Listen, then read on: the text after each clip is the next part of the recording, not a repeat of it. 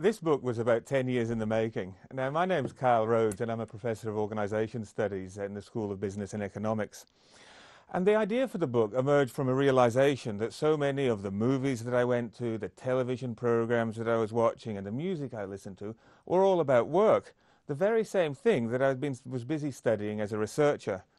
Think about a few examples. You might think about Montgomery Burns and the Springfield nuclear power plant in The Simpsons, the Dilbert cartoons, the television programs like The Office or The Wire, and films across their entire history from Charlie Chaplin's Modern Times to this year's Horrible Bosses.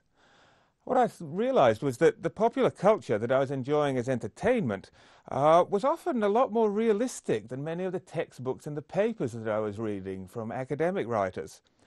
In popular culture, work was depicted as a lived and complex experience rather than reduced to some abstract and simplified model. So, what I also realized was that the popular culture was very much critical about the nature of work. It's hard, really, to think of any examples of popular culture that treat working for a corporation as being a positive experience, at least in terms of working for a boss. And it's this exploring these kind of things that inspired the book. Now, what the book does is take a range of examples from popular culture and considers what we might learn from them in terms of the meaning of work. Now, the book is called Critical Representations of Work and Organisation in Popular Culture. I wrote it with my colleague and friend Bob Westwood from the University of Technology in Sydney.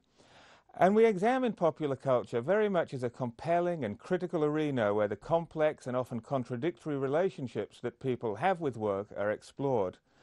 And in terms of example, this spans cartoons like The Simpsons, South Park and Beavis and Butthead, movies like Blade Runner and Glengarry Glen Ross, punk rock, Bruce Springsteen, television programs like Absolutely Fabulous, The Rag Trade, and even that 1970s British classic On the Buses. These examples of culture, we argue, despite being fictional, do a much better job of tuning into the realities of work than do so many books about management. And if there's a moral to the story, it's that if you really want to learn about work and management, don't head off to the management section of your bookstore. Better to turn on the TV or radio, go to the movies, or maybe even read a novel. It's there that you'll find out what's really going on about work, even more than in a book like this.